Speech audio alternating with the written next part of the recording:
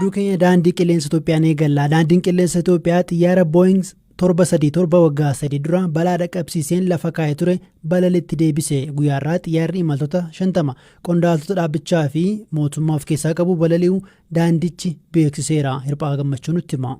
Waggaa 3 dura xiyyaarri Itoophiyaa gara Naayiroobiitti qajeele daqiiqaa 6 booda ture kufee kan caccabeen lammiileen biyyoota garaagaraa lakkoofsaan 157 ta'anis lubbuu dhabanin. Xiyyaaricharraa lubbuun kan hafen turre balaa Itoophiyaatti mudateen dura Indooneeziyaattis balaan wal fakkaataan mudatee ture. Ergasii xiyyaaronni gosa Boeing 737 Max jedhamanii fi addunyaa mararra jiran akka hin balaliine dhorkamanin. Kunis warshaan xiyyaara Ameerikaa Boeing haalaan miidheera. Waggaa darbee dhaabbatichi maatii namoota balaa xiyyaaraan lubbuu dhaban badiin kan isaa ta'uu ibsuun walii galteerra gaheera. Daandiin qilleensa Itoophiyaa xiyyaara kana qilleensatti deebisuun dura qorannoo jabaan adeemsifamuu hime. Balaliitti deebi'uu isaa sababa godhachuunis guyyaa har'aa balalii biyya keessaa taasifame irratti qondaaltonni dhaabbatichaa fi mootummaa hirmaataniiru. Silaa guyyaa har'aa gara Kilimanjaaroo balaliif yaadamee kan ture yoo ta'u sababii rakkoo haala qilleensaan hin taasifamne. Daandiin qilleensa Itoophiyaa daandilee qilleensaa turanii xiyyaara badii geesse gara hojiitti deebisan keessaati.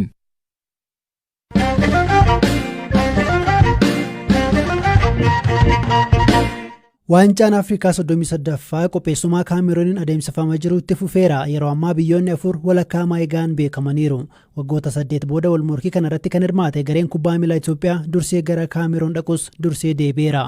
Gareen Itoophiyaa maaliif taphattoota ala taphatan hirmaachisuu dhabe? Hirphaa Gammachuu gabaasa qopheesse qaba. Gareewwan 24 waancaa Afrikaa irratti hirmaatan keessaa taphattoota ardii Afrikaan alatti taphataa jiran garee biyyaalessaa keessatti kan hin hirmaachifne Itoophiyaa qofaadha. Yeroo jalqabaaf waancaa Afrikaa irratti kan hirmaattee fi walakkaa xumuraaf kan geesse Gaambiyaan taphattoota biyya birootti taphachaa jiran garee biyyaalessaatti dabalatteetti. Gareen Gaambiyaa kun leenjisaa duraanii Waaliyaa kan turan Tom Saintfietitu dursa. Gareen Waaliyaa maaliif taphattoota lammummaa Itoophiyaa qabaatanii biyyoota biroo taphatan otoo hin dabalatiin hafeen?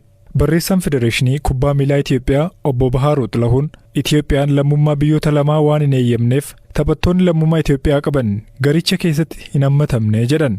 Kanaan dura taphataa garee biyyaalessaa fi garee buna Itoophiyaa keessa taphataa kan turan lammummaa Jarmanii kan qabu David Baashaa dhimmi kun sababa quubsaa hin ta'u jedhama.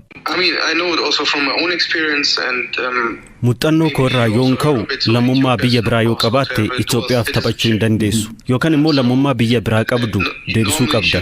Taphattoonni Itoophiyaa ga'umsa qaban hundaan akka taphatan nan beeka. Haa ta'u malee bu'uuraaleen misoomaa qabnu gahaa miti. Biyyoonni akka Gaambiyaa, Seeraaliyoon, Keep Verde fi garee biyyaalessaa biyyoota biroo yoo ilaaltu taphattoota isaanii biyyoota biroo keessa taphatan garee isaanii keessatti hirmaachisaniiru. David Baashaa gareen biyyaalessa kubbaa miilaa Itoophiyaa Waaliyaan waancaa Afrikaaf wayita darbuun mirkanaa'etti taphattoota Awurooppaa jiran akka filatu Federeeshiniin Kubbaa Miilaa Itoophiyaa dirqama kenneefii akka ture hime. Haa ta'u malee taphattoonni inni filate leenjisaa garichaatiin otoo hin filatamiin hafan.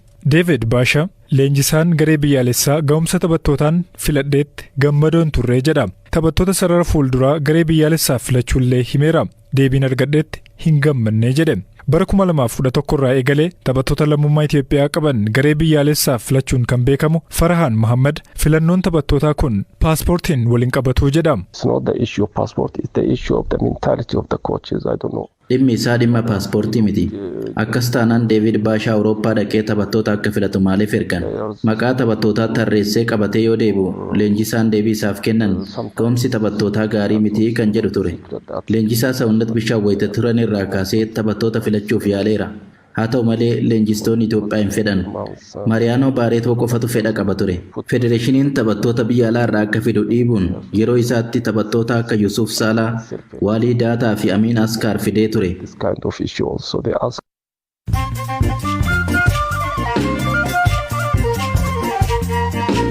Dhaggeeffattoota keenya amma oduuwwan gaggabaaboon sinitti himaa. Itiyoo Telekoom sababa waraana kaaba Itoophiyaa taasifamuun baatii 6 darbanitti birrii biiliyoona 3.67 dhabuu hime. Naannolee waraanaan miidhamanii fi amma qaqqabuun danda'ametti tajaajila kana jalqabsiisuuf birriin miiliyoona 330 siqu baasii ta'uu himeera. Yaalii fonqolcha biyya Giinii Bisaawatti raawwate jedhamee shakkameen lubbuun nama tokko darbe galma mootummaa pirezidantiin biyyattii walgahii keessa taa'aniiru jedhame irratti dhukaasni dhaga'ameera. Achi buuteen pirezidantii fi ministeera muummee biyyattii ammatti hin baramne.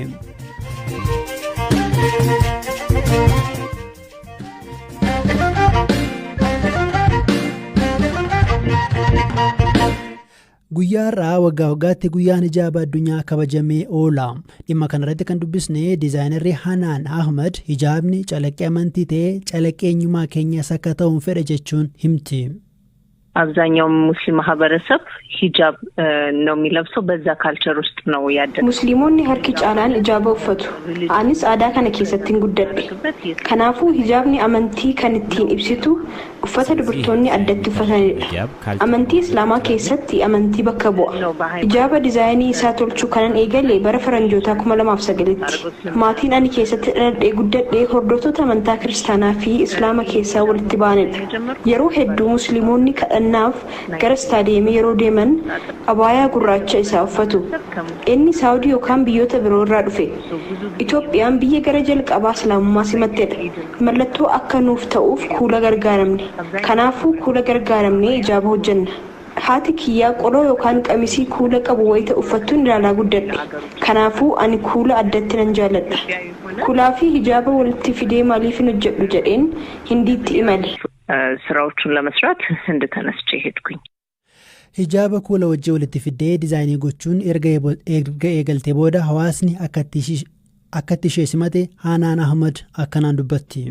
በመጀመሪያ ስራዎችን ባዛር ነበር ያረኩት ጀልቀባ ባዛሪ ይረተ አገርሲሱፍ ጨራር አርገደ ሐዋን ፊ አቦቲን ደወን ገረገራራ ዱፈን ዳወተኒ ያደጋሪናፍ ከነን ኩለ ፈየደሙ ኮመሌ ሂጃባ ዋንቲን ገደረ እንጅሩ ከኑ መጅሩ ጉባቲን ኢትዮጵያ ዋን ኢብሱ ደንደውን ትደበለ ቲቪ ረት ኤርገን ያደ ቦደ ነሞን ያዱ ተደዳናፍ ከና ትራኒ አዳ ከረት ዋን ሲ ኢብሱ ደበሉን ወጎረ ፈካቴስ ነቲ ሙላን ነሞን ሀርክ ሰገልተሚ ሸንታአኒ ሲመተኒሩ namoonni harka 5 ammoo hijaabni fi faashiniin walitti hin dhufan kanneen jedhan yaada kennan namoonni harka 5 ammoo hijaabni fi faashiniin walitti hin dhufan jechuun kanneen yaada kennanis ni jiru ኮሜንቶች የተለያዩ አስተያየቶች አሉ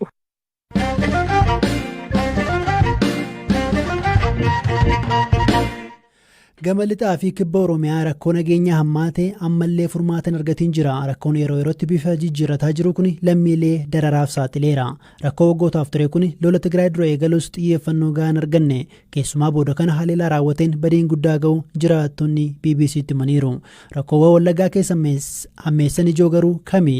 Jiraattonni dubbisne sochii waraana bilisummaa Oromoo kan mootummaan Abaa Oshene jedhee waamuu himatu. Qonnaan bulaan dubbisne kun haleellaa kana dura raawwateen lubbuu ofii baafachuun gara naannoo Amaaraatti baqatu himu. ችግር መጣው ሸኔ ነው ሁሉ ነገር የሚሰራ ወነን ሸኔ ነው እንደዚህ አይነት ችግር ያመጣ እንጂ ስትማንግራ አብረና kan kana hunda dalagu shaneedha malee durummoo waliin jiran amma kan lamaan keessa mucaa godhate gidduutti rakkateera warri gandaa kanaan dura rakkoon quunnamu hin jiru waan nun jedhaniif hojii keenya dalagna turre shaneen Oromoo bilisa baasnaa jedhanii nutti dhaadatu Amaarri Wallagga keessa hin jiraatu jedhanii dhaadataa turan nuti hojuma keenya irratti xiyyeeffannee turre ወለጋ ውስጥ አማራ ይኖር ምናምን የሚል ነገር አለ ግን እኛ ያው እንደዛ ምንም አላስብነውም እናስበው ነገር ስላለ ዝም ወደ ስራችን booda kana garuu haleellaa raawwateen kan himataman hidhattoota Amaaraati. Namoonni nuti dubbisne haleellaa haloo ba'u fakkaatuun hidhattoonni Amaaraa manaa fi qabeenya gubuu himu. Barsiisaan Abbaa Ijoollee Shanii godina Wallagga Ba'aa aanaa Jaardagaa Jaarteerraa dubbisne akkanaan himu. Manni koo akkuma jirutti soofaan achi keessa jira, biifee kontirooliin jira, sireewwan ammayyaa garaagaraatu jiru. Kun akkuma jirutti wal wajjiniin gubateeti barbadaa'e maatii ijoollee 5 qabadhee nama fira bira jira. Midhaanii tuullaan boqqolloon kan gubatee jira. Tole tarii zinagaan baataniitu namni du'ee jira ture. Namni du'ee jira, namni achi keessatti du'e namoota 9. Namoonni kun immoo warri baqachuu hin dandeenye umurii isaanii waggaa 90 kan ta'e jaarsolii fiiganii ba'uu hin dandeenyetu du'e. Qonnaan bulaan biraa immoo mootummaan hawaasa tokko hidhachiisee kaan dhorkate jechuun rakkoo himatu. Dabalataan marii humnoonni mootummaa isaa walitti qaban irratti jiraattonni Amaaraa hidhattoota faannoo jedhaman naannoo Amaaraadhaa fiduu isaanii himu.